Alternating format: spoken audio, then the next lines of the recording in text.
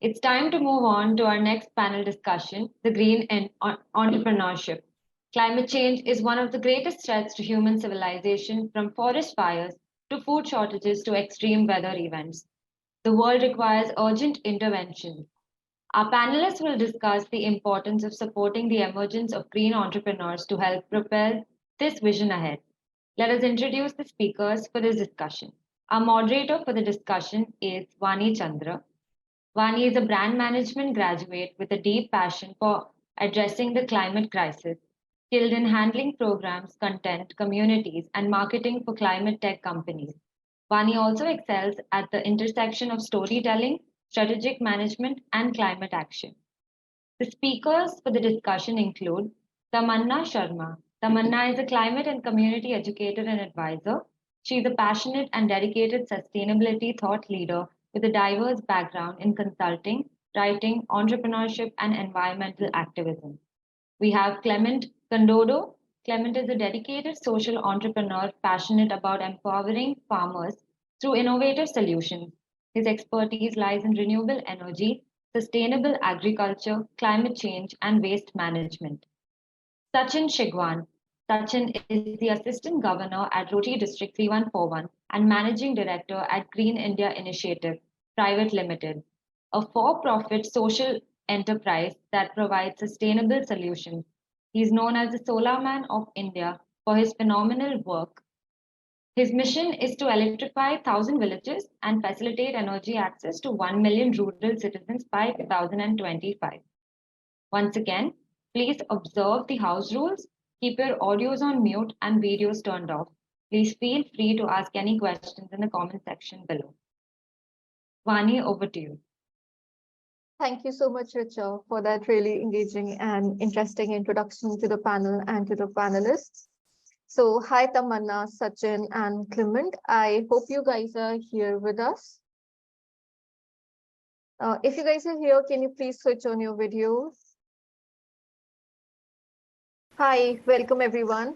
Welcome Clement, welcome Sachin, and welcome Tamanna. Hi, hi everyone. Good to see everyone. Yeah, same here. So I've known some of you from before, and yeah, Clement, meeting you for the first time, hoping for a really engaging discussion ahead. And yeah, I mean, to set some context too, from what Richa introduced, that climate change is one of the biggest threats that we face today. But since we are talking about green entrepreneurship, I would really want to rephrase it as that climate change is also one of the biggest opportunities for our generation. And I fundamentally feel that to see any kind of impact out there in the world, we need to change the unit economics on which our markets are operating today. We need to change the way we have been consuming products or services, or maybe the mindset regarding consumption that is out there in the world. And for that, I fundamentally believe that we need green entrepreneurs like you who can innovate on traditional products and services. And all three of you are stalwarts of your field. And I would really love to know that what opportunity did you see in climate change? I'm sure when you started several years back, these discussions were not very common. So what opportunity did you see? Uh, Maybe that would anyone want to go ahead and talk about the opportunity they saw?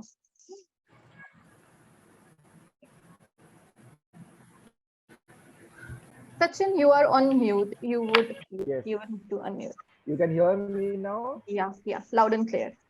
Yes. Okay. So when we started in the field of solar rural development through solar energy, it was acceptance from the people were very difficult that time because the cost for the technology also was high, and also the people were not accepting the complexity of the system.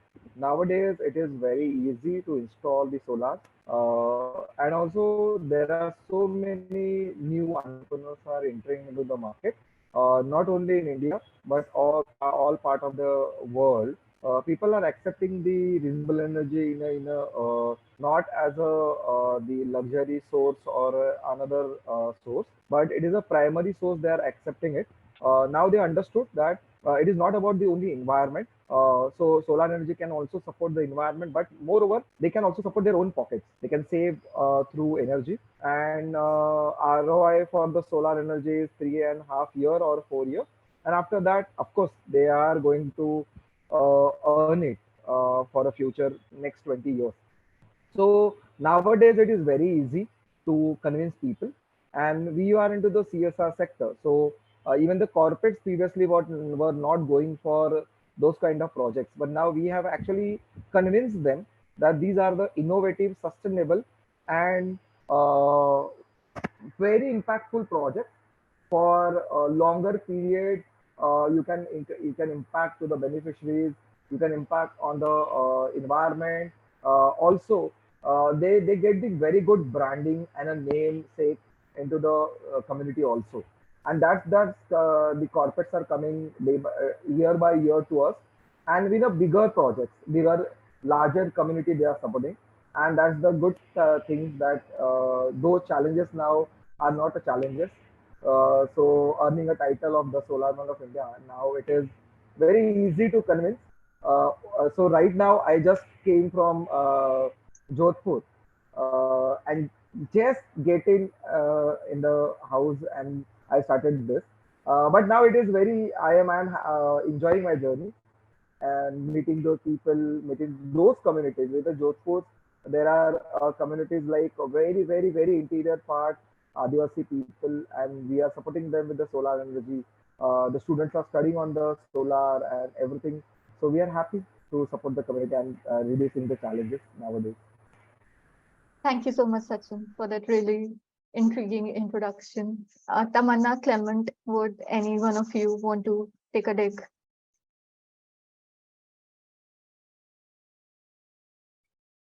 Tamanna, you are on mute. You would have to unmute. Yeah. Hi, everyone. Nice to meet you all. This is such a wonderful panel to be in.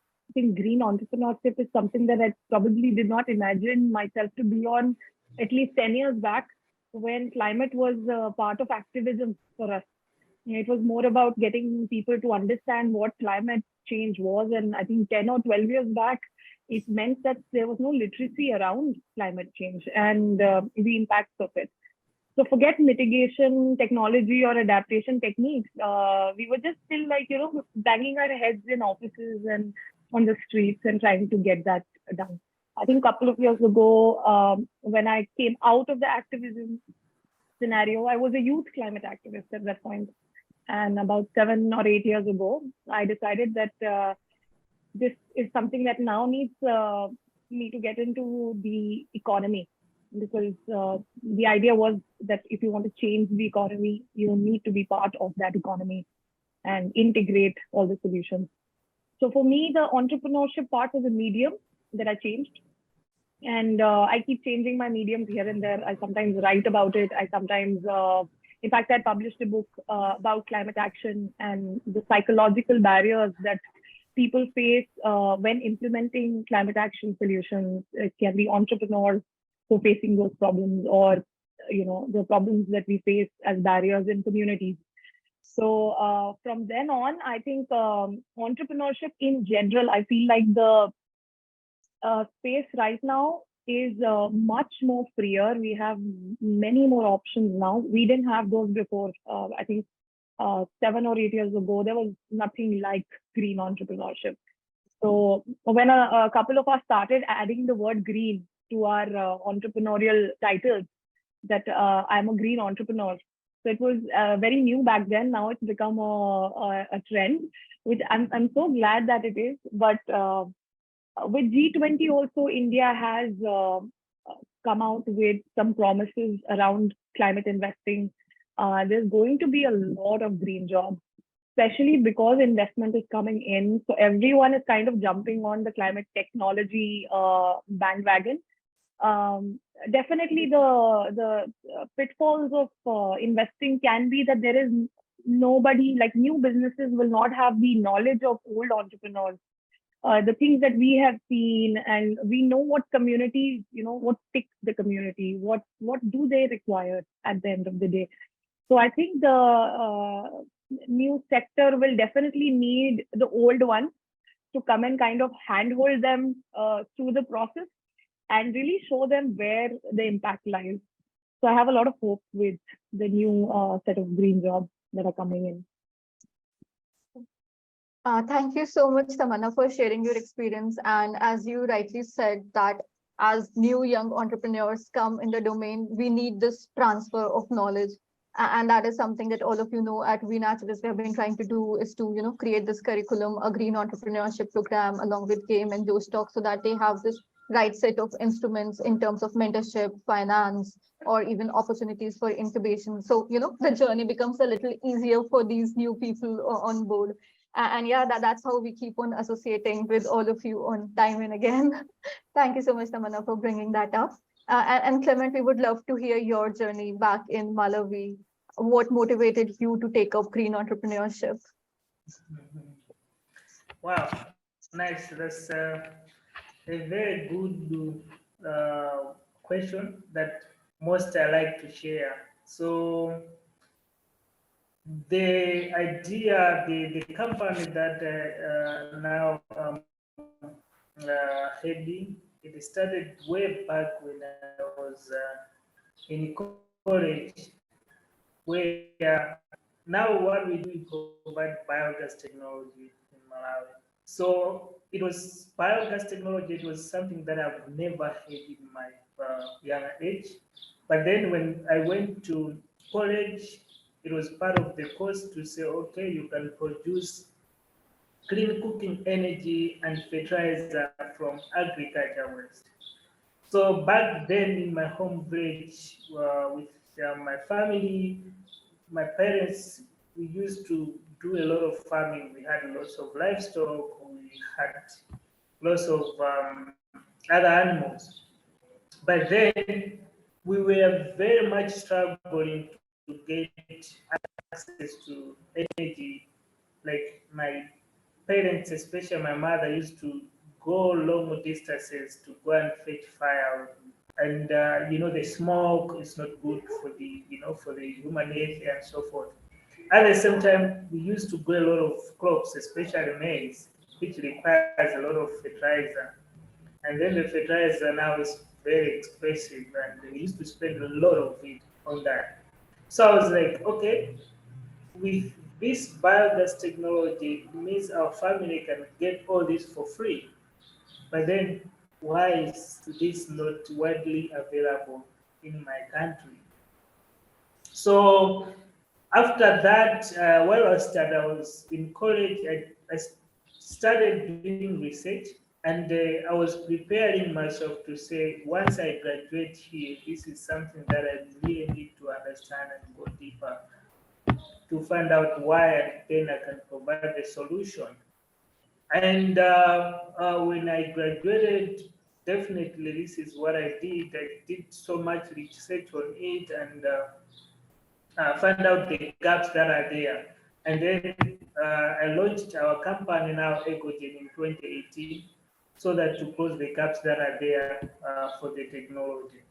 I can tell you now that Ecogen is now the leading biogas company in Malawi, and it has so far sold many systems than any other systems that were available before the technology was there, so many years back then.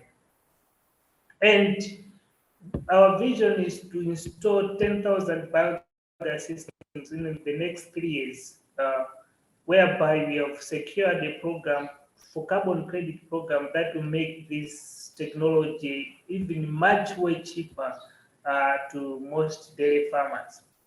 So the idea of having this technology, as I've put it, was to see that many farmers should have this technology so that they should no longer use charcoal, they should no longer use fire, they should no longer use chemical fertilizer. But then with so much support, with especially in the green entrepreneurship space, I know it's not easy, especially for young entrepreneurs like us. But I've realized that there have been so much support the mentorship, the finance support, and all other interventions like the carbon credit thing, so that the product is more accessible to the end user. That is more appreciative, and we are looking forward to even have more of such kind of support to other entrepreneurs that are coming along the way, so that we can take green entrepreneurship as the way to go, and more people should really embrace that this is very possible and it can change a lot of lives in the world. Thank you. Thank you so much, Clement. I think your journey is a classic of how an entrepreneur is born. You see a problem in your backyard and you figure out that, hey, how can I solve it? How can I make this technology more accessible? So thank you so much for sharing that, how EcoGen started as an idea till the point today where it is largest biogas provider in Malawi. And kudos to you for your journey. So Thank Tamanna, you very much. I will pick something upon what you said and would try to build this up.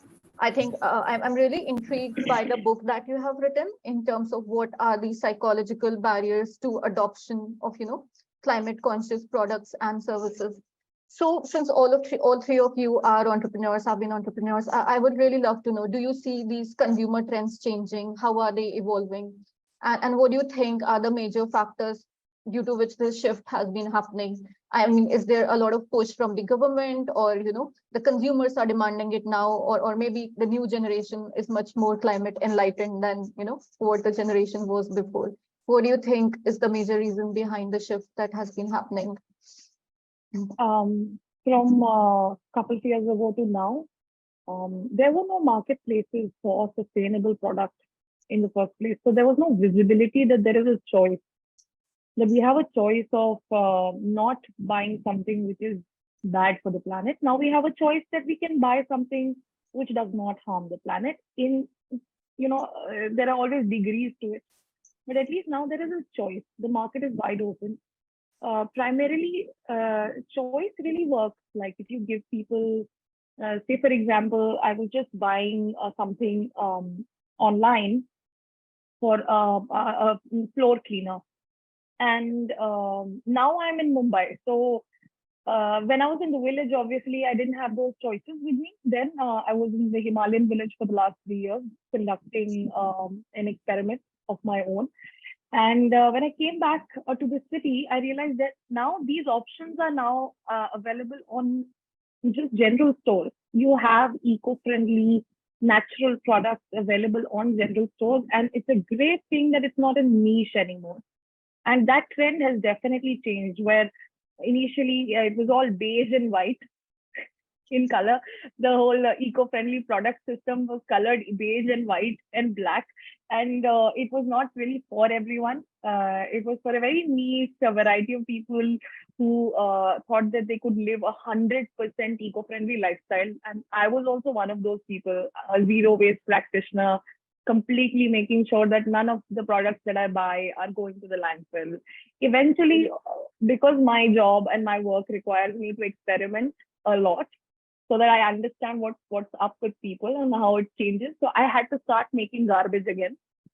But now that I see that it's easily available to anyone in the market, it's definitely a trend change.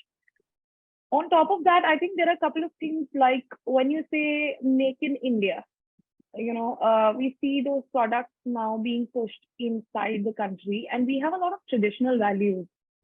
So to be able to harness these things simultaneously is how the market is shifting. Definitely, there's still a lot of products out there which are not eco-friendly and definitely should be phased out. But there is a sort of a wave that I'm experiencing from a distance that is kind of shifting the whole scenario towards a sustainable, more make in your own country, use your own resources, your own traditional knowledge, and that kind of is being definitely pushed by the young people, by global communities all over, and even the government.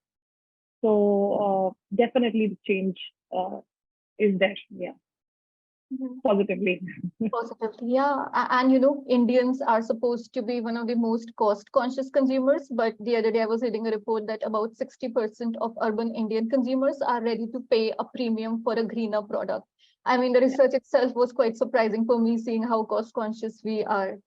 Uh, I want to add like one more thing. I was reading this, the Nobel Prize winner economist William D. Nordhaus the other day, and he talks about this thing called hyperbolic discounting, which is basically an economy term for a curve where sometimes we start discounting. We kind of do not give the value to the product that we bought, and we just kind of like don't assume that it will go long term. But with hyperbolic discounting, there's a curve.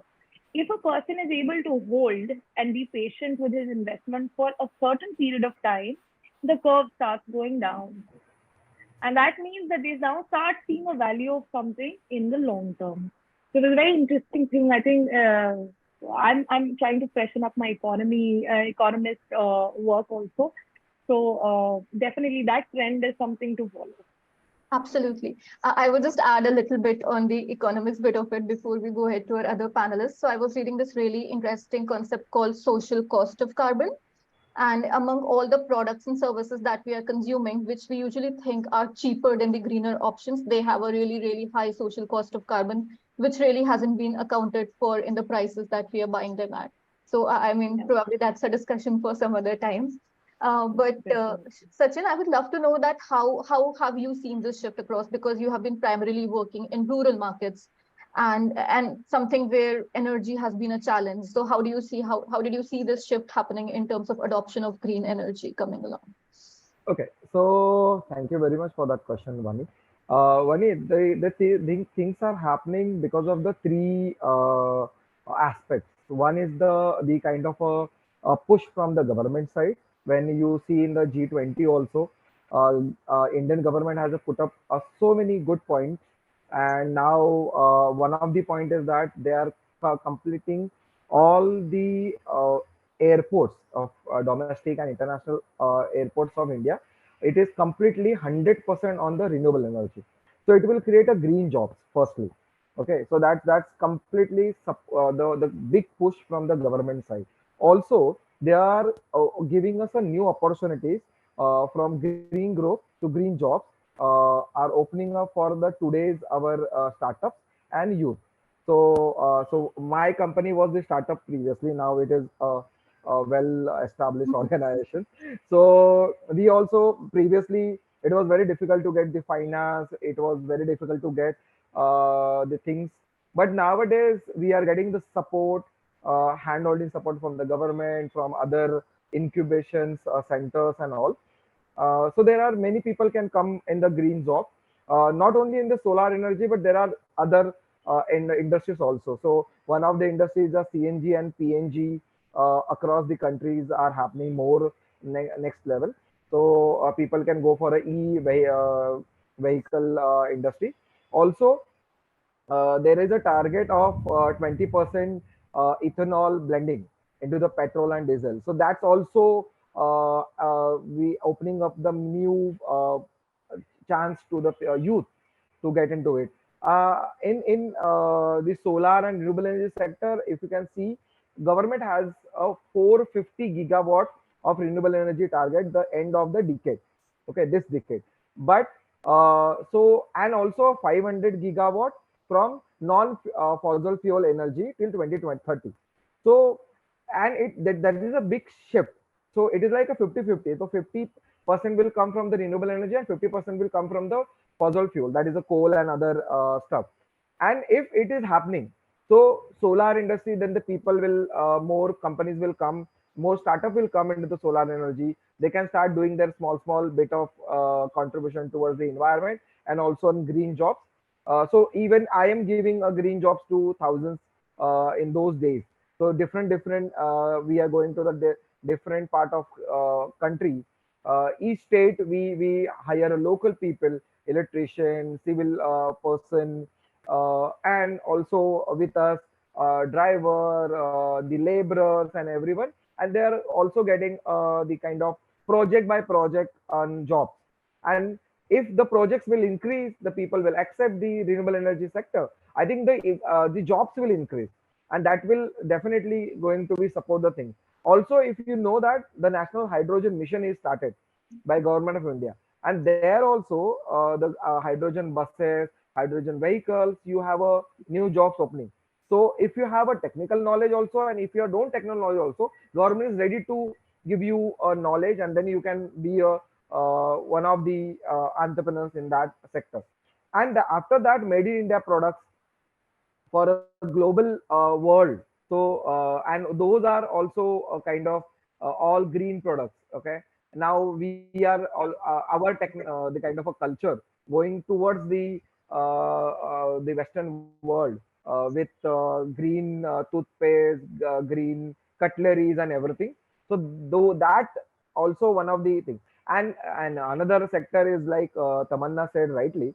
So the you can say waste management, that is opening it bigger way, and people are going for it. Previously it was a big setup, now it is a very small setup you can start. And another if you can check with Clement, the biogas sector is also a bigger sector nowadays. In India also, the people are going for a biogas, and not only go biogas with the cow dung, but biogas with the other waste, kitchen waste, garden waste, and everything. So many jobs are opening. I mean, that shift. I think soon youth will choose the sector that is a green sector.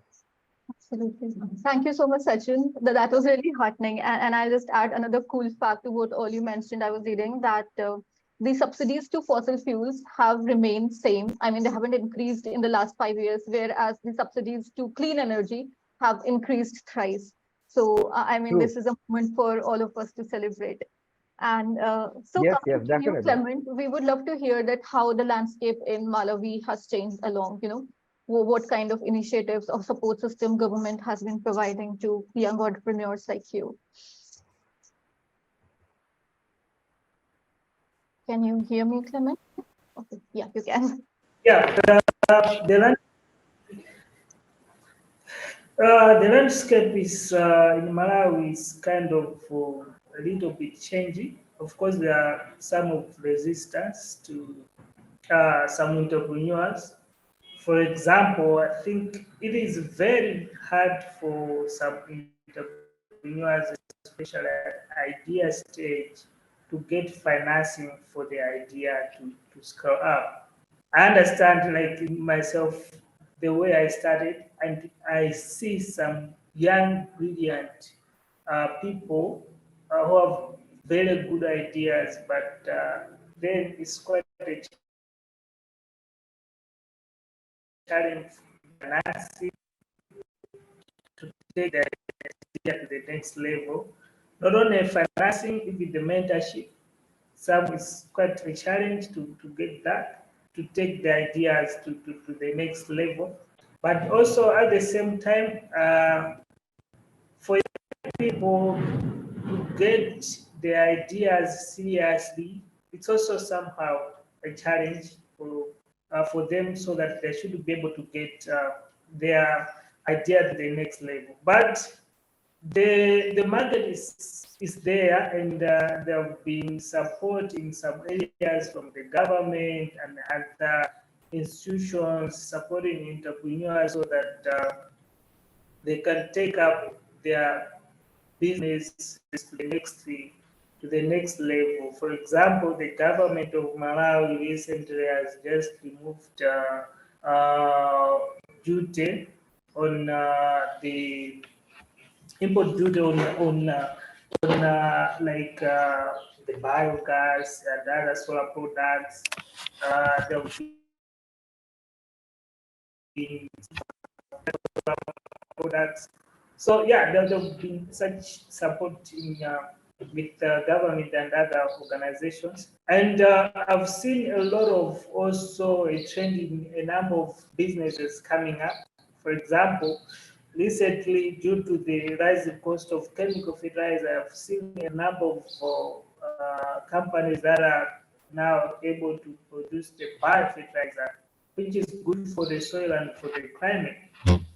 I've seen a number of companies coming up with briquettes. Like I've seen also a number of companies for biogas, solar, the cooking stoves, even waste management.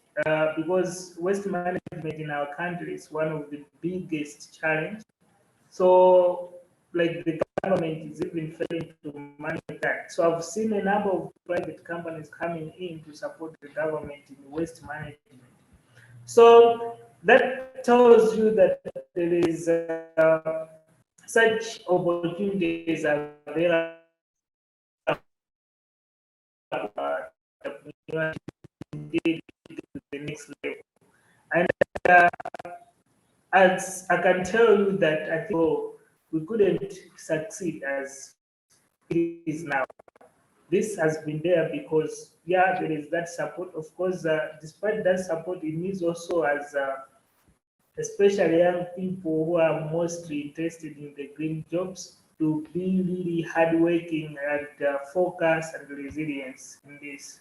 Because entrepreneurship is not that easy thing to do. So you really need to have such attributes to make sure that you excel in this journey. Thank you. Thank you so much, Clement. Sorry, I just have one more question before we jump onto the next topic, and this is for you, Clement. You have been talking about how government has been creating this infrastructure. We are also very curious to know that what has been the shift from consumers end, because I mean in India we see that the shift has been very apparent in terms of buying behaviors. So how do you think the consumers in Malawi are responding? Are they asking for it? Are they supporting new generation of products and services that are out there? How has the market responded to these innovations? Yeah, that's a very good question. There's kind of resistance in some products that I've seen, but I've seen that with good strategies, with good products, there have been a way people now that are adopting, but also the support from different institutions. I see some an increase in the adoption of the technology. As I've said, that there have also been subsidy programs to make sure that it trickles down to the end user, especially the rural villages. That has helped many products to now succeed in the market. But at the same time, I've seen that people are even prioritizing buying products that are environmental conscious, that is going to reduce the effects of climate change. So there's that kind of support to say, okay, you people, you need to buy this because it reduces the effects of climate change. So with the kind all this strategy and products, there's indeed a good progress in the adoption of the products in Malawi. Got it. Thank you so much, Clement. I think with that, we can probably jump to another section of our discussion where we will talk about some factors which are very, very crucial for a young green entrepreneur. And I think the top of it would be finance. So I would really love to know that how has been the growth in green finance? I mean, how was it for you guys when you began, probably, like a decade or a couple of years ago? And how have you seen that trend changing? I mean, we see that so much of green finance is now available. I was just reading a recent report which said that in India, private equity is putting so much money into climate technology, but we don't really have enough ideas for these investors to invest in. So I was just wondering if this is just a hype or this is also the ground level scenario which is happening across. So really would love to know your thoughts on how the trends on green finance have changed so far, and what are the conditions now? How tough or easy it is for an entrepreneur to get financing for their project? Couple of years ago, I think the only investment that was available was on the social sector, if you're having a social enterprise. And very interestingly, one incubation that I was a part of, a mentor there told us that every enterprise is a social enterprise. Every enterprise is giving jobs. So really, it's just we're just saying that word, but technically every enterprise is a social enterprise. So there was not enough space for waste or like climate related, carbon related agriculture was, there's always been some investment around agriculture. Solar also wasn't really there, but like, there was just like, there were big plants, but there were no young people getting any solid investment. But I found that for me, especially, I think there was an advent of women entrepreneurs coming out that at that point. So we plugged into that, some of us, kind of like, okay, this is where we can maybe get some financial help. But green climate wasn't really there. Every focus was on how the business is running in terms of what's your business model, how are you going to recover the amount, how are you going to use this fund, or what's the. And I think for me, I think that was a very, very terrible time, because I had no idea what to do, and I didn't have any mentorship back then. So today the scenario is reversed. A lot of finance people are coming in. They're not environmentalists and they're not climate people. They're businessmen. They know how to get investments and funds. And now there is an advent of climate investing. So again, what we lacked back then was the financial knowledge. And today there is a lack of ideas. So you will see a lot of like events happening where people are like, pitch this, let's do a hackathon. And unfortunately, I feel there is a lot of pressure of creating new technology. Rather than using the technology that we have in a more resource efficient manner, we want new ideas. We want hit and trial methods. Okay, you have this experiment. Okay, fine, I'll fund it. We don't know whether that experiment will work. So tried and tested ideas are still not very much, we want something new. We don't know, we don't want old stuff. So I think philanthropies now are taking an interest, definitely. They are putting in a lot of Indian philanthropies are just coming up with a boom. They are all, big companies, conglomerates, they're just coming up. And I also see that Indian philanthropies are now funding projects out of India.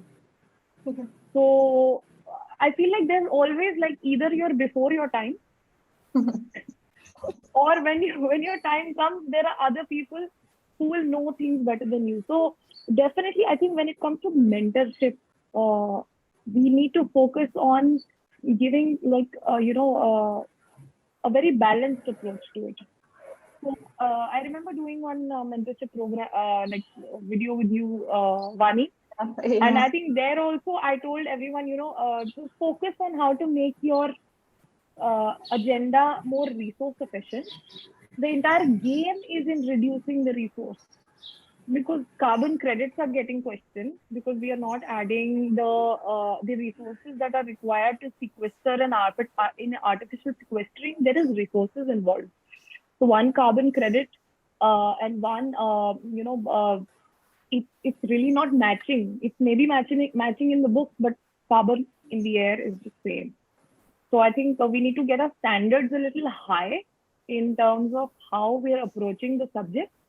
And definitely the time right now is to get more ideas. And I'm telling you, older traditional ideas need a comeback. They need to be seen from a modern perspective. And I think that's something that we need to focus on at the moment, for sure. Thank you, Tamanna, for very aptly putting it. So Project Drawdown, one of the pioneering research institutes, has said that we already have all our resources in our toolbox to fight climate change. All we need is execution. So we really don't need any new, more fancier technologies coming up where, Jeff Bezos can put in billions. All we need is a higher drive to execute what we already have. And I completely agree. Innovation has two different aspects. Taking that traditional knowledge out into the market is also another facet of innovation per se. Thank you so much for bringing that up. So Sachin, over to you. How do you see green finance coming up for renewable energy? Okay, so in my terms and in my industry, So there are many potential sectors or subsectors where the new joinee also can get a good finance. Okay, and those are 9 or 10 sectors. So if any speaker also write down those names, I think they will also support other newcomers. So one is the green hydrogen energy, where if anybody will come with innovation and sustainability, I think they will get the good finance. Then floating solar power plant. So where if the solar you cannot install at the ground, you can go and install it on the floating way in any lake or any pond or anywhere where the water is available. Another is offshore wind power project, where they can have a offshore wind power project. Another is a wind solar hybrid. Wind and solar both are the hybrid solar energy system. And then biomass or a biogas, biofuel, CNG production, and their supply chain also. The people, if come with the innovations and addition of the new technology, they will get the good finance from the people, because those are projects which are giving you a result, and not only results, you can jump into the kind of ROI faster, and you can build an empire in a very shorter period of time. And there is a larger size of solar energy storage. So nowadays, not only supplying the energy, but the storing of the energy is also an important part. And the people are having the place, having the resources, and if they can build the high capacity storage system, I think that is also creating another sector. Then there is a EV charging through solar energy plants, not a EV charging by the fossil fuel which we use regularly, which is again, it is not called a EV, is a green business. Okay. So if you are having a EV charging stations with the solar energy plants, which we are also developing a few models, hoping that those models will be accepted by the corporates and other stuff, and that will go another kind of an opening of the coming of the big finance way, not only in India and outside India. And also those ideas can go on outside India also, like in America and everywhere. And then there is an you can also go for a pollution prevention and the kind of creating a network where people can come and reduce the pollution, like waste pollution, then water pollution and other this stuff. So that also opening up. If you can check in Mumbai area, there are 18 NGOs are working on the waste management, going every day, every weekend towards the beaches and collecting tons of waste. And also uh, people say thinking that how they are maintaining their finances, but do you know they are just selling out the plastic out of that the waste, and they are generating their finances. If the NGO can do that, I think one of the social entrepreneur can definitely make that, and that is a green completely, na? Because you are collecting waste, but you are again selling out in the market, and those plastic is going for again recycling, and that is another industry is flourishing. Then there is the e-waste management, and that thoroughly people are doing it. Seriously, people are very very happy with e-waste management. And then 10th one is, of course, like eco green is doing it in Malawi, that is biogas plants. And now people are having their own biogas plant in their own backyard, and that's the creating a good finance. And why these people are getting the finance for these projects? Because these projects are giving us them the kind of outcome and the returns very easily. And they can have a ROI in a very shorter period of time. So these are the eco-friendly businesses. Also, these are the very powerful income generation businesses, and they are sustainable in a future for next 10 to 20 years. Absolutely. I understand having a solid per unit economics is a must for any business, be it like a social enterprise or a regular enterprise. With that, over to you, Clement. I think I'm really curious to know that what are these top sectors for the government in Malawi where green financing has been coming up, and how did you see this trend changing? What is the availability of green finance to these aspiring entrepreneurs in Malawi per se? Yeah, as I highlighted already, the green finance is there, but only for certain type of businesses. And what I noticed over the years is that mostly local businesses, it's very hard for them to get the amount of money that they require to take their business to the next level. I think this comes in because of their capacity to be able to be investment ready. This is something that needs like the other institutions that provide business support, business mentorship to make them investment ready so that they can as well attract enough money for them to run their businesses. So if we happen that we attract more investors to invest in local businesses, that is very commendable. But also, there is, of course, a number of initiatives that have been done by the government and other institutions. But mainly, it requires someone who's in business already. But then, for some people who have just an idea, it becomes a challenge for them to access financing.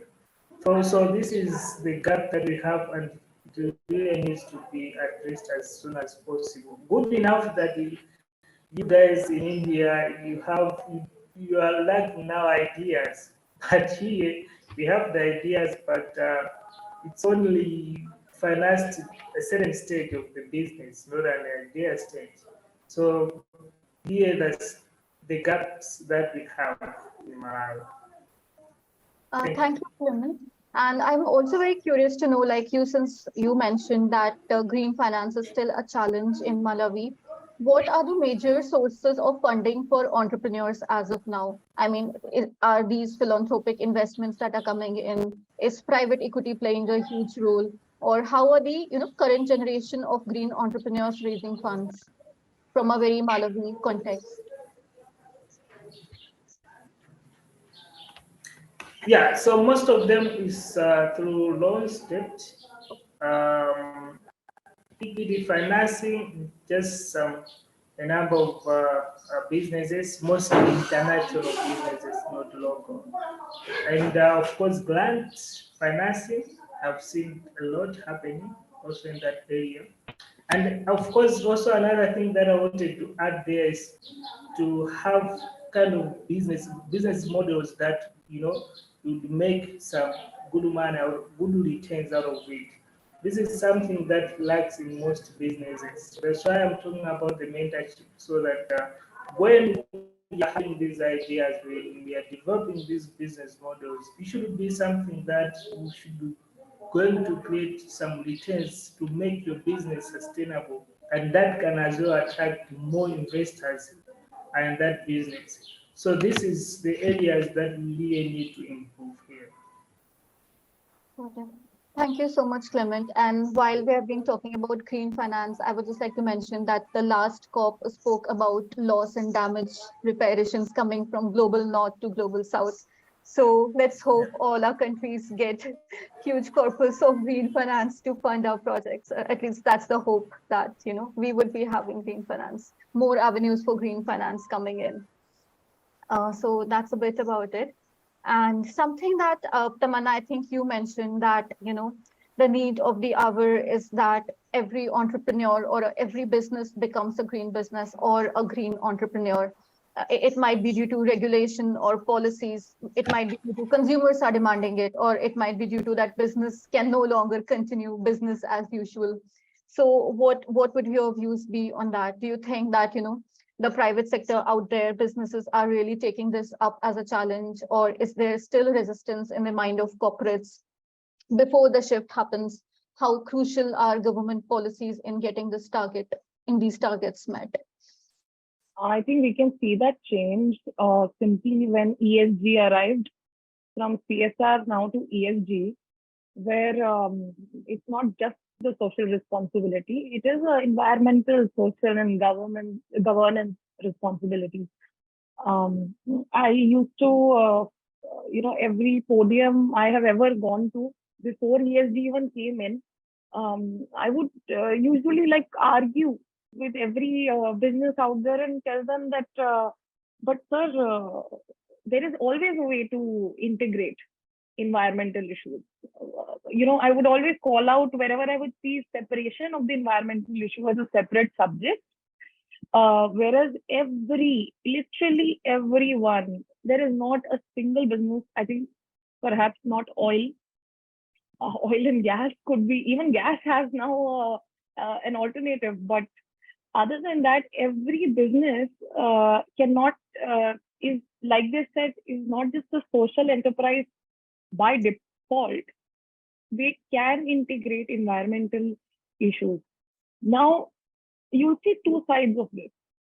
One, you see a hype where, oh, we're green, we are 92% green. Or we are green, in 4 years, we are green. That is misleading because 92% is not 100%. Plant-based, using the word plant-based, for example.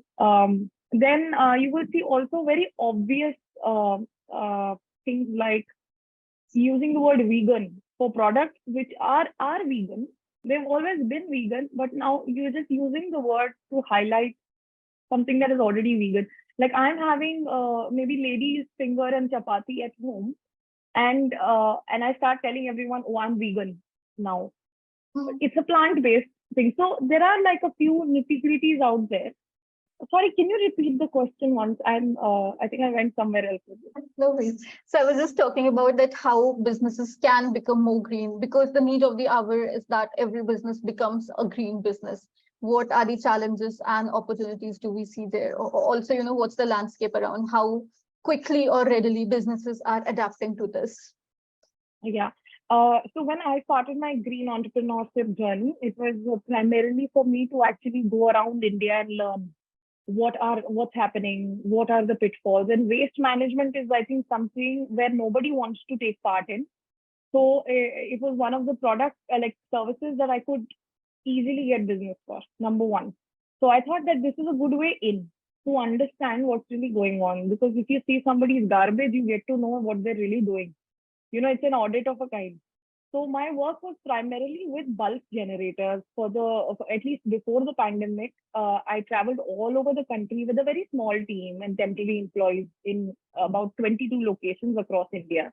Being a bootstrapped company, I was able to play with, understanding how this can be a field. And I realized something that one of my services was for bulk generators was event management.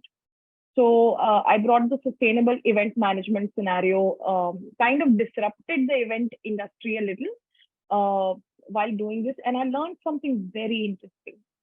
Just by dividing an event, which has, everything, it has product, it has people, it has resources, it has transport, it has everything that a company, any given company will use in their day-to-day life or in their day-to-day work.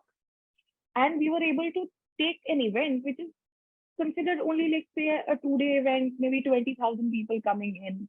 To take that small 2-day thing and understand what somebody can do throughout the year was a big learning. So we simply divided the entire event into certain categories. Just the resources that are coming in. What is the inflow like? You just check the inflow. You see what the alternatives are for that inflow. At that point, I think a couple of years ago, the alternatives were not in the market. So we used to find vendors from different places. A lot of places like in down south, Coimbatore, has manufacturers for everything green, if you look at it that way. but the options were a little more expensive. So we were not able to, change every alternative. But I learned from that very, very simple thing called an event, that everything a business does, if they just put down their inflows, see what is the environmental impact. It can also be people, the environmental impact of people in general. So when pandemic happened, a lot of companies realized that, oh, we can have people work from home, and that kind of reduces our need to have infrastructure in the same manner. That reduces their transport of coming to the office. That reduces the carbon footprint in the long run. From there to understanding that, okay, the material that I'm producing and manufacturing, and how I'm sending it across, where can I reduce those nitty-gritties? So everything can be just divided into those categories, and we can find alternatives. So any business, any given business, there's not one business. I think I can put this as a challenge. And this is something that since for a very long time I've been doing full time, is that I advise companies on how they can reduce their impact by just going through what their resource management is like. So through waste management, I actually learned resource management. And from resource management, I learned my way around social psychology. And all these things are kind of connected. So you see where where there are cognitive biases, okay? So I come to you with a new idea, but you're already blocked because you have a confirmation bias. You think that only one material which you've seen for a long time will only work. So to be able to get you to get out of it, I have to tell you that you have that bias. And then you're like, oh, I didn't see it.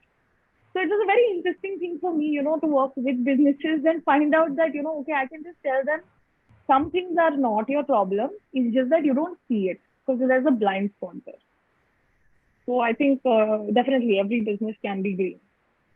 I can absolutely empathize with your experiences, Tamanna, and I would say that I'm really happy that these days we have so many advanced frameworks coming in, like LCA, circularity, cradle to cradle, that I really hope makes this intervention and removes those level of cognitive biases, because now people have hardcore data available. So Yeah. that's and the biggest thing I think, even in the government office or an investing platform, the biggest thing, and I take this platform as a way of telling the world, please avoid group think. Don't say yes sir, yes sir, yes sir. Point out if you find that there is another way out of it. I think everyone should read about group think. This will make the life of everyone in the room easy, and we will actually come to some solutions. And they'll just be very simple and just out there. You're just not looking at it.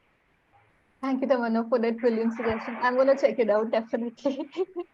Clement, so we would love to hear from you now that, how businesses are adapting to green landscape. Are industries compliant of ESG norms? Are they taking any measurable effect, measures to lower their carbon footprint? How is the growth happening in Malawi?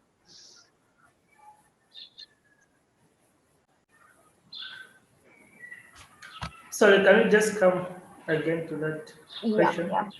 So I was asking that how businesses are adapting to ESG, how are they working to lower their carbon footprint, how are they trying to become greener in the context of Malawi?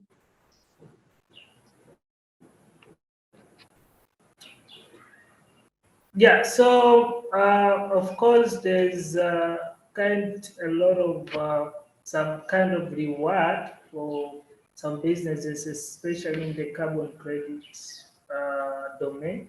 I've seen government has also taken an initiative to regulate this market to ensure that it trickles down to the end user. Like listen to ourselves, we have just started the program whereby we are to install 10,000 biogas systems in Malawi through the support of the Malawi government and Swiss government through carbon credit financing. And there have been also a number of businesses doing in a similar way. that by the end of the day is helping to ensure that the people are getting the products to ensure that they reduce the carbon emission. At the same time, we have seen even other businesses also, they're trying so much to make sure that whatever interventions that they're doing as a business, there's carbon reduction in their businesses, like implementing the programs that will help to reduce carbon emission. So, yeah, there is kind of improvement in that sector in Malawi. That's what I can say for now. Thank you. I'm really glad that regulations are slowly coming in all across the globe. And especially, I feel in India and Malawi, these regulations are much needed because we are the countries which are really, really vulnerable to climate change. So these interventions have been much required. Sachin, I think finally over to you. What would you want to say in your experience of how businesses are adapting to become greener by the day? Okay, so I will first go with agreeing to Tamanna. Tamanna, you have actually stolen all the points which I wanted to express about the green entrepreneurship. The people are nowadays just using that green word, and it is like a fashion and fad between the people. Like doing something here and there, they say that is a green, but it is actually not a green. You are rightly said. The people have to think beyond that green word, and they have to take a real uh, issues uh, and solve it. So green means not only buying something green product or selling something green product, but in the whole supply chain. If you are using and reducing the carbon footprint, and then you can support the environment in a larger way. And also, it is not about only selling a green product or having a green subtitling, but you have to have your the suppliers, your buyers, they should participate with you for a greener initiative. Your people should also a part of the greener initiative. Like in offices, you say outside you are like we mostly in the CSR sector and also in the employee engagement sector, we tell corporate, you say and you under your CSR, you execute the greener project outside of your community. But when it's come to your employee engagement, that time you provide them a fossil fuel completely. They are using fossil fuel like a hell. Okay, they never switch on the computers when they are not on the desk. They are just charging their mobiles like a hell, and they're using all the resources which are the free and the corporate is paying, so they don't have to think about it. So there, I think they should start behavioral changes that also called as a green, and reducing the resources like stationery. Reduce the stationery. You can if you reduce the paper, then you can save the planet in a different way. So nowadays the damage has happened to the earth. Now we can restore it that damage with a small initiative, and those small initiatives will help us to create a green world again. But if you cannot kind of learn from our own mistakes, I think in future there is no planet will be there to say it as a green. So now we are talking on online. If you, that touch wood that you are saying that green, and this is like a very, you are using electricity and other things. But if this event is, we are having an event, and there we are using everything to calling people, then putting up the plastic bottles, then the waste through the food and everything. So I think that is not happening here. And touch wood, because of your platform, Vani, I am happy to connect with Tamanna. What she has that the knowledge and all. I think what we are practicing. So even my team is traveling. So how they are traveling, if they are doing some project execution, how they will reduce the kind of bottle plastic bottle waste, or they will not buy any plastic bottle. If they are doing a solar execution, that time also villagers can be the part of our employment. so that they can get the amount, and locals can be a part of it, so that vocal for local can be happen, so that you can reduce the travel cost, you can reduce the travel CO2 emissions and everything. So everything is related to so each and every point, it should be green. So our business is why it is unique, because our buyer, like by not buyer, but our user is different and he is not paying it. And our donors, they are not buying it from our side, but still the business is happening. So somebody is getting benefited, they are not paying it and they are taking care of it. So it is not that they are getting a free, so they will not taking care of it. So we try to see that they will use it for a longer period, so that it should not be e-waste for a bigger period, like 20 years or 30 years. And in other side, we are also going to the corporate, we are teaching and engaging their employees to make them understand what are the sustainable and innovative green projects which they can be a part of. So that's the wonderful thing. And Vani, thank you very much for providing us this platform to actually express our ideas and our thoughts under the green entrepreneurship. And I think world is open for green entrepreneurs. I think we will give you the message to the youth, guys. Please get into the green entrepreneurship, and you will get fund also. You will get a mentorship. Like, we are ready to support you for a longer mentorship, and we'll try to connect with you finances also if your ideas is good. Thank you. Thank you so much, Sachin, for those wonderful words. And thank you so much, all our panelists. I mean, I know we have exceeded our time, but I think this discussion was beautiful and enthralling. And I hope Tamanna, Clement, and Sachin, you enjoyed this as well. And you guys got to meet each other as well. So you can Sure. always stay in touch with us and with each other Definitely. also. And Thank I you, think we Vani. got connected also. Yeah, yeah, Tamanna, we got we yeah. connected also on the LinkedIn. Let's take it We've further, been the side by collaboration. side. I've sent LinkedIn Thank requests you. to Clemo and Sachin so that we can speak later on. I think Remo, thank you we so also much. can connect. Yeah. Yeah, thank you and so I much. think I just want to also take the opportunity if green Thank you entrepreneurs very much. want to learn about ways that they can kind of avoid going through the same boring path of looking for solutions. They need to look into how they are looking at it. And you talked about my book, so I'll show it also here.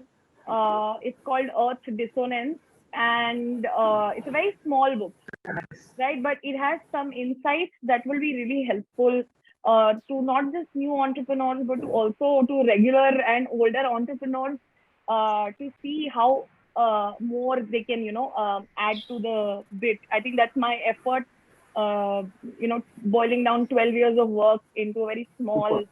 handy book Super. for everyone. So thank you so much, Vani. Thank you, Sachin and Clement.